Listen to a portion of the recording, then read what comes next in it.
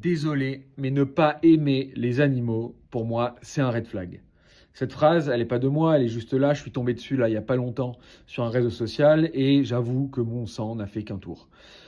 Bon, je me suis calmé, je me suis dit tiens, je vais faire une vidéo là-dessus. Donc, tu l'as compris, je suis pas du tout d'accord avec cette phrase et je vais t'expliquer pourquoi. Et je précise, c'est un homme qui a eu plein de chiens et qui adore les animaux qui te dit ça. Donc, avant de juger hâtivement les personnes et de tout de suite le ranger dans la catégorie red flag, je pense qu'il faut toujours se poser la question du pourquoi.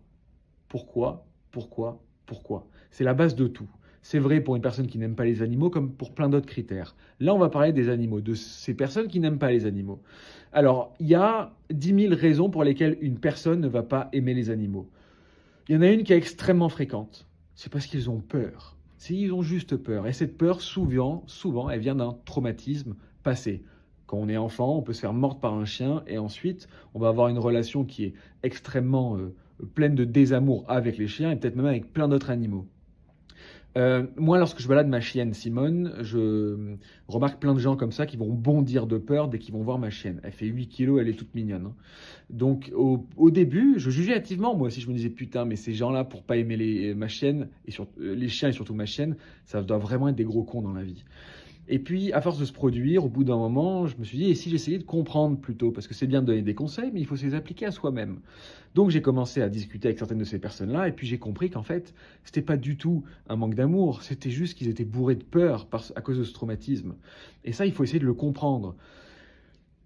C'est hyper fréquent, on le voit sur plein de vidéos sur Instagram, c'est même un peu une blague, des hommes qui n'aimaient pas trop les animaux et qui vont se retrouver avec un chien parce que la femme ou une fille ou un fils en voulait un et qui vont se retrouver à être des daddy dogs, donc à être totalement amoureux de leur chien. C'est fréquent, on le voit très souvent. Et c'est vrai en fait.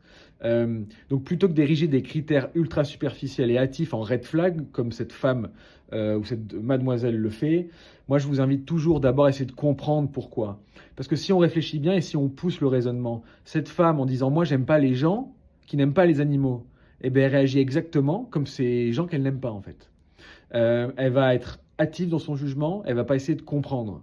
Bon, et bien évidemment, quand je dis ça, il y a aussi, c'est clair et net, des personnes qui juste n'aiment pas les chiens parce qu'ils les aiment pas et c'est comme ça. Il n'y a pas de trauma, il n'y a pas de peur, juste ils les aiment pas. Et là, je suis plutôt d'accord avec cette femme. Et je me remettrai à cette phrase de Bill Murray qui le dit, je trouve, plus intelligemment. Je me méfie des gens qui n'aiment pas les chiens. En revanche, je fais confiance à un chien qui n'aime pas une personne.